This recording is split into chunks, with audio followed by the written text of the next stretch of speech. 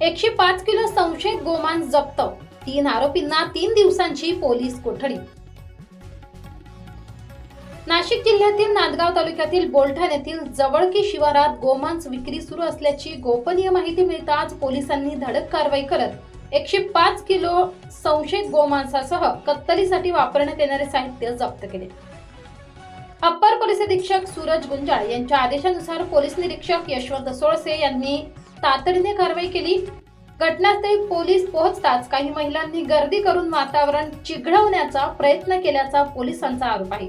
मात्र पोलिसांनी परिस्थिती नियंत्रणात आणत कारवाई पुढे सुरू ठेवली। या कारवाईत 105 किलो संशयित गोमांस, तराजू, काटा, कुऱ्हाड, सुरे, चाकू, लाकडी ओंडके तसेच इतर साहित्य जप्त करण्यात आले।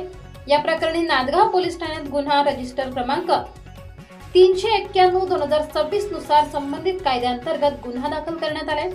युसुफ याकूब कुरेशी, रफिक मोहम्मद कुरेशी आणि साहिल रफिक कुरेशी राहणार देवगाव रंगारी या तिघांना अटक करण्यात आली आहे।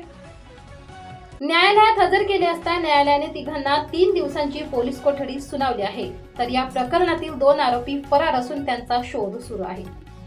कारवाईमध्ये पोलीस निरीक्षक यशवंत सोळसे, पोलीस हवालदार केशवराव सूर्यवंशी, पोलीस शिपाई रमेश सानप, श्रीखंडे, सरकारी पंच तसेच पशुवैद्यकीय अधिकारी सहभागी झाले होते। बजरंग दल आणि विश्व हिंदू परिषदेच्या कार्यकर्त्यांचेही सहकार्य लाभले अशी माहिती देण्यात आली आहे। या कारवाईनंतर तालुक्यात चोरी छुप्या पद्धतीने अवैध कत्तल करणाऱ्यांमध्ये खळबळ उडाली असून अशा प्रकारच्या कारवायांवर पोलिसांची नजर राहणार असल्याचे स्पष्ट झाले आहे।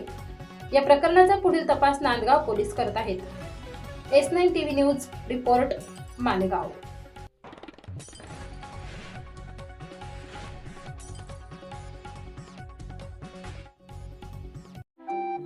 आपल्या चॅनलला नक्की सबस्क्राइब करा, बेल आयकॉन दाबायला विसरू नका।